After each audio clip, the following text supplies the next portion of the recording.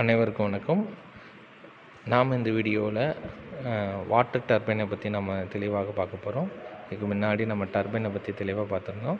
அதன் தொடர்ச்சியாக வாட்டர் டர்பைனை பற்றி நாம் பார்ப்போம்.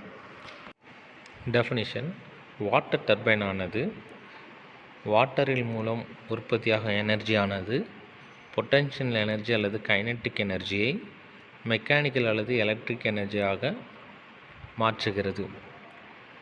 அப்படி மாற்ற எனர்ஜியை தான் வாட்டர் டர்பைன் எனப்படும். இது இரண்டு வகையாக பிரிக்கப்படுகிறது. ஒன்று ரியாக்ஷன் வாட்டர் டர்பைன், மற்றொன்று impulse water turbine. Principle: water turbine operates like a rotary machine, அதாவது ரொட்டேஷனல் மோஷன் ஆக வாட்டர் கன்வெர்ட் செய்யப்படுகிறது. ஒரு வீல் அமைப்பு போன்றது. அல்லது டர்பைனில் கைனெட்டிக் எனர்ஜியானது மெக்கானிக்கல் எனர்ஜியாக கன்வெர்ட் செய்யப்படுகிறது. ஜென்ரேட்டரில் மெக்கானிக்கல் எனர்ஜியானது எலக்ட்ரிக்கல் எனர்ஜியாக அவுட்புட் கொடுக்கிறது போல இந்த டர்பைன் ஆனது பிரின்சிபலாக வேலை செய்கிறது. ஒர்க்கிங்: வாட்டர் இதில் மூமெண்ட்டாக இருக்கும்.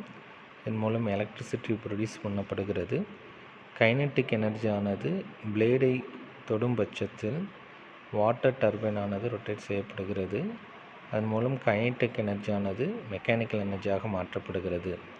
டர்பைன் ஷாஃப்ட் ரொட்டேட் செய்கிற மூலம் ஜென்ரேட்டரில் மெக்கானிக்கல் எனர்ஜி எலக்ட்ரிக் எனர்ஜியாக மாற்றம் செய்வது போல இதில் கடைசியாக எலக்ட்ரிக்கல் எனர்ஜி உற்பத்தி செய்யப்படுகிறது.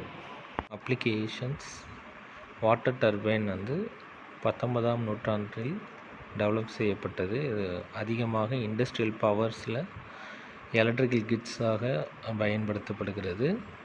மற்றொரு அப்ளிகேஷனாக இது டேமில் எலக்ட்ரிசிட்டி பவர் ப்ரொடியூஸ் பண்ணுறது ரொம்ப பயனுள்ளதாக இருக்கிறது. தேங்க்யூ.